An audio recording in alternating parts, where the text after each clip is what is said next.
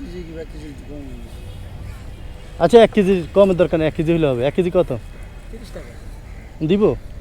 আপনার নিলেন নেবেন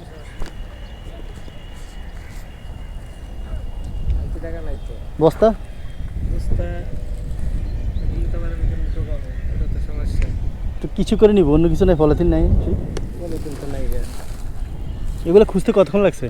এটা তো অনেকক্ষণ ধরে 3টে 2:30 থেকে আসতে আসছি। পায়ে সমস্যা তো জোর তাড়তে পারি না, অন্য কেউ টোকা লেয়া জায়গা আস্তে আস্তে থাকি তো। ও আচ্ছা, মানে প্রায় 2 ঘন্টা না? হ্যাঁ এরকম 2 ঘন্টা 30 টাকা। পাওয়া যায় না, অনেক টুকা ভাঙে টুকা তো। তো অন্য কাজ করতে পারেন না? এটা তো লস। অন্য কাজ বলতে কি আমাকে তো মনে করেন ঘর বাড়ি নাই গে, একটা রিক্সা চালাইতে গেলে একজন কাইজন লাগে, ও তোমার পারতে আছে না। কিংবা হোটেলে সার্কি করতে গেলে ভোটার আইডি কার্ড লাগে, এগুলা নাই। আর ফ্যামিলি তো মনে করেন সবাই বাবা মারা যাওয়ার পরে যে যে এমনি গেছে বাইরে বিয়া করে। এখানে কি মেসে থাকেন? না এমনি রাস্তায় ঘুমায়। রাস্তায় ঘুমান? এখানে আপনি প্রতিদিন কত টাকা পান? কোনো দিন 100-150 টাকা পাওয়া যায়, কোনো দিন 200 টাকা পাওয়া যায়। যদি বোতল বেশি পাওয়া যায় তাহলে টাকা বেশি তো পাওয়া যায়। আপনার থাকা তো আচ্ছা, রাস্তায় থাকেন। দুই বেলা হাইকোর্ট মাজার আছে, মাজারে খাওয়ায় দুপুরে রাত্রে। অন্য কিছু বিক্রি করতে পারেন না? অন্য কিছু বলতে পানি বিক্রি করতে গেলে মনে করেন কিছু টাকার দরকার।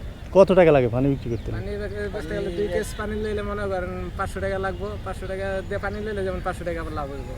আচ্ছা, তো 500 টাকাও নাই? না টাকাই তো নাই গা। এখানে আসি 250 তো হবে না? হ্যাঁ আচ্ছা এটা থাক আমরা সেটা না থাক। আচ্ছা। কতক্ষণ লাগে? দেরি হয়েছে যে এতক্ষণ পায়ের জন্য?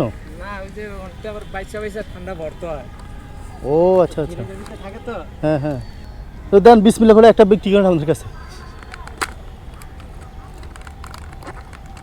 বিসমিল্লাহ। কত? 20 টাকা। 20 টাকা করে? আচ্ছা, একটা 100 টাকা দেন। তেলে কেমন হইলো? কি? আর যদি আপনি 100 টাকা দিয়ে কিনে গেলে কেমন হইব? তো কি করবো, এটা ব্যবসা। তো 20 টাকা তো। 20 টাকা আমি দিলাম, খুশি হয়ে 100 টাকা। দেখি বরকত হয় নাকি। না এটা রাখেন,